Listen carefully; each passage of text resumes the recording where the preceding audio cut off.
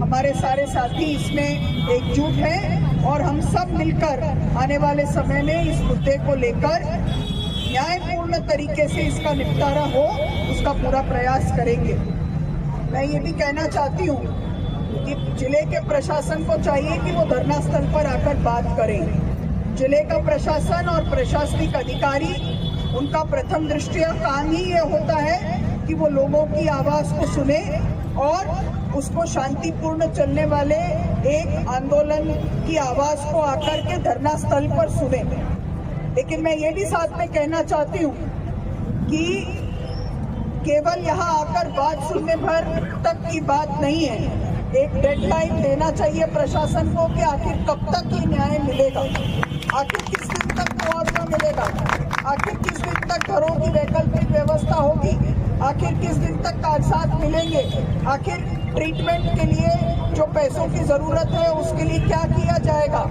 मकान अगर ध्वस्त हुआ है तो मकान के साथ साथ सारे कपड़े, बर्तन और अन्य जो रोजमर्रा के जीवन के लिए उपयोगी चीजें हैं उसका भी नुकसान हुआ है, तो उसकी भरपाई कब तक होगी और कैसे होगी।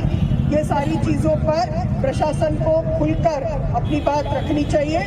मेरी ओर से मैं भी प्रशासन से भी बातचीत करूंगी और मैं यहाँ पर जो हमारे मीडिया के साथी उपस्थित हैं उनके जरिए ही ये सूचनाएं प्रदेश के अलग अलग हिस्सों तक पहुंची हैं। मैं आपका धन्यवाद करती हूं और उम्मीद करती हूं कि जो लोकतंत्र का चौथा स्तंभ है वो किसी के दबाव में कभी होता नहीं है। प्रशासन शासन के दबाव में हो सकता है, लेकिन विपक्ष के तौर पर और जनता के बीच में जनता के साथ खड़े हुए दो ही स्तंभ हैं, एक न्यायपालिका है और एक स्वतंत्र मीडिया है। तो मैं उम्मीद करती हूं कि आप अपने किरदार को निभाएंगे और निश्चित तौर पर पूरे ईमानदाराना ढंग से इस मुद्दे पर लगातार आपकी कलम पैनी होकर के लिखती रहेगी और प्रदेश के अन्य सब साथियों को भी इसके विषय में अवगत होने का मौका मिलेगा और हम सब संबद्ध होते हुए इस आंदोलन में आपके साथ रहेंगे। बहुत बहुत धन्यवाद। जय जगन्नाथ।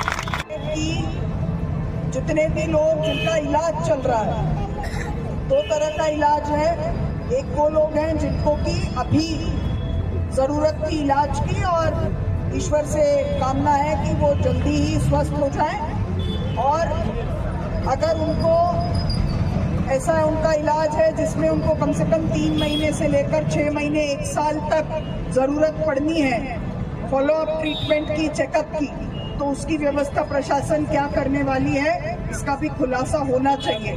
तो मेरा एक अनुरोध होगा, हमारे जो भी यहाँ पर साथी इस धरने का संचालन कर रहे हैं, 125 घंटे से लगातार भूख हड़ताल पर बैठना अपने आप में ये बताता है कि किस तरह से संवेदनशीलता के साथ इस मुद्दे से पीड़ित पक्ष को न्याय दिलाने के लिए हमारे साथी यहाँ लड़ रहे हैं। एक तरफ हमारे नेता आदरणीय राहुल जी पूरे देश में न्याय यात्रा के लिए इसी तरह के सर्वहारा समाज और हाशिए पर खड़े समुदाय जो कि कहीं किसी को दिखाई नहीं पड़ते, उनकी लड़ाई लड़ने के लिए ही वो ये काम कर रहे हैं, ये यात्रा कर रहे हैं। ऐसे में हम सब जो कांग्रेस के साथीगण हैं, हमारा भी कर्तव्य है कि हम अपने अपने क्षेत्र में जहां इस तरह के मामले सामने आते हैं वहां पीड़ित पक्ष के न्याय की लड़ाई लड़ें। और ये लड़ाई कोई हमारी किसी प्रशासनिक अधिकारी से नहीं है, मैं तो ये भी कहूँगी कि किसी सरकार से नहीं है। लड़ाई हमारी न्याय के लिए है,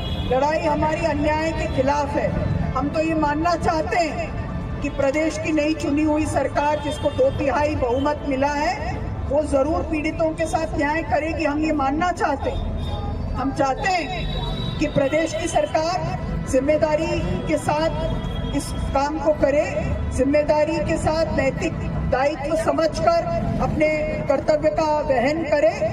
ये हम मानते हैं कि न केवल एक चुनी हुई सरकार का कर्तव्य है बल्कि हम लोगों का हक है और हम उसकी मांग कर रहे हैं। हम किसी भी प्रकार से संविधान के दायरे में रहकर अहिंसात्मक ढंग से ये जो धरना यहाँ पर चल रहा है उसमें हम सबका पूरा समर्थन है। हमारी कोशिश होगी कि हमारे शीर्ष नेताओं को भी इससे हम अवगत कराएं और उनके भी जरिए न्याय के लिए हम जरूर गुहार लगाएंगे।